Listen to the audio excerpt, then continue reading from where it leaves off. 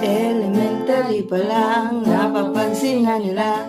Parang hindi pa lalaki kasi imbis na sa babae nagkagusto ako sa lalaki. Masaya kong kasama si kuya kasi mas gusto ko kay ate. may version ka pala. Nung ako'y mag-high school ay napabarkada sa mga bar. Curious na lalaki na ang hanap din ay lalaki.